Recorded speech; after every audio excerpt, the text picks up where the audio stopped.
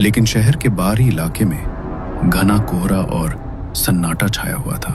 Taxi driver Ramesh ने अपनी कलाई पर बंधे घड़ी पर नजर डाली। 11:15 हो गए। बस बहुत हो गया आज का काम। अब सीधा घर जाता हूँ। बीवी बच्चे इंतजार कर रहे होंगे। उसने अपनी टैक्सी का इंडिकेटर घर की तरफ मोड़ा ही था कि तभी उसके मोबाइल की स्क्रीन जल उठी। एक नई बुकिंग। रमेश ने नकारने के लिए उंगली बढ़ाई, लेकिन तभी उसकी नजर किराए पर पड़ी।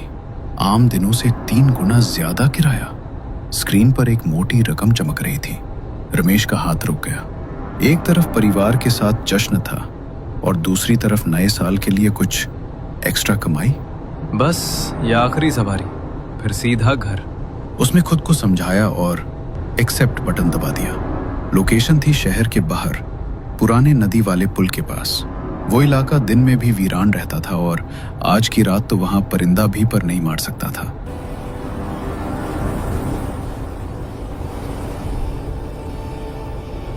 जैसे जैसे रमेश की टैक्सी उस पुराने लोहे के पुल के करीब पहुंची, कोहरा और गहरा होता गया। पुल के बीचों बीच स्ट्रीट लाइट की धुंधली रोशनी में उसे एक लड़की दिखाई दी। रमेश ने गाड़ी धीमी की। वो लड़की पुल की रेलिंग के बिल्कुल पास खड़ी थी। उसके पास एक बहुत बड़ा काले रंग का सूटकेस रखा था। इतनी रात को इस सुनसान पुल पर इतना बड़ा बैग लेकर कोई क्या कर सकता है?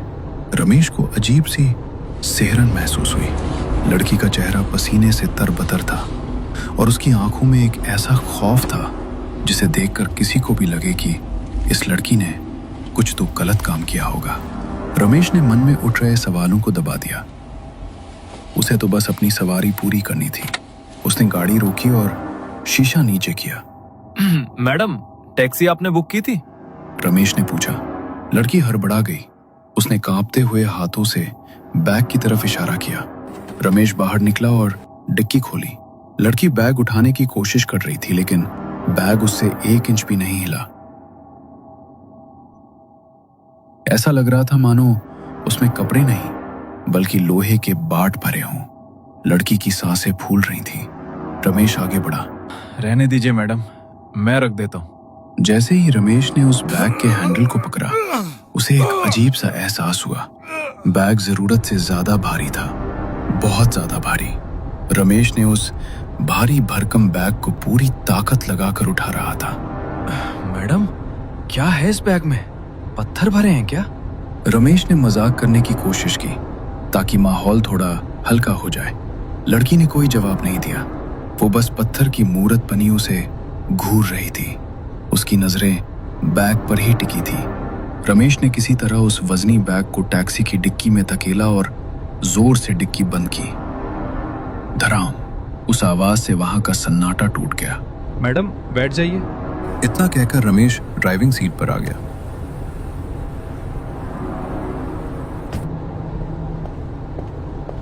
लड़की पिछली सीट पर बैठी। उसने दरवाजा लॉक किया। रमेश ने रियर व्यू मिरर में देखा तो लड़की अभी भी पीछे मुड़कर उस डिक्की की तरफ देख रही थी, जैसे उसे डर हो कि वो बैग कहीं गायब न हो जाए। गाड़ी सन्नाटे को चीरती हुई शहर की तरफ बढ़ रही थी। बाहर हल्की बारिश शुरू हो चुकी थी, जिससे माहौल और भी डरावना हो गया था। टैक्सी के अंदर एक अजीब सी भारी खामोशी थी। रमेश बार बार रियर व्यू मिरर में पीछे बैठी उस लड़की को देख रहा था। मैडम, इतनी रात को कहाँ से आ रही हैं आप? मतलब सब ठीक तो है? रमेश ने हिम्मत जुटाकर पूछा। लड़की ने ठंडी आवाज में जवाब दिया। मैं एक पुराने दोस्त से मिलने गई थी, या यूं कहो हिसाब बराबर करने।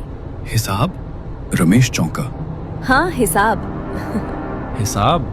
मतलब अगर बुरा ना माने तो किस बात का हिसाब मैडम? लड़की ने खिड़की से बाहर देखते हुए अपनी बात आगे बढ़ाई। मैं एक लड़के से बहुत प्यार करती थी। ओह, तो फिर झगड़ा हो गया क्या? वो कहता था हम भागकर शादी करेंगे। 31 दिसंबर की रात, नया साल, नई जिंदगी। मतलब आज ही की रात? नहीं, पिछले साल 31 दिसंबर की रात, ठीक इसी वक्त। रमेश चौंका। उसने सोचा कि पिछले साल की बात ये औरत आज मुझे क्यों बता रही है, लेकिन उस पर ज्यादा ध्यान न देते हुए उसने पूछा, तो आगे क्या हुआ? उसने मुझे उसी ब्रिज पर बुलाया था, जहां से तुमने मुझे आज पिक किया। जब मैं वहां पहुंची तो वहां उसके 2-3 दोस्त भी थे। रमेश चुपचाप सुनता रहा। खूब पार्टी की उन लोगों ने, शराब पी, शोर मचाया और फिर वो लोग चले गए। बाद में वहां सिर्फ मैं थी और वो। लड़की की आवाज अब थोड़ी सख्त हो गई थी। अकेला पाकर उसने मेरा फायदा उठाने की कोशिश की। वो जबरदस्ती करने लगा। उस पल मुझे साफ साफ पता चल गया था कि वो मुझसे प्यार नहीं करता। उसे सिर्फ मेरे जिस्म और मेरे पैसों से मतलब था। रमेश ने घबराहट में थूक निकला और बोला, तो आपने क्या किया मैडम? लड़की ने धीरे से अपना चेहरा शीशे की तरफ घुमाया और रमेश की आंखों में आंख डालकर उसने कहा, मैंने उसे उसी पुल से धक्का देकर मार डाला।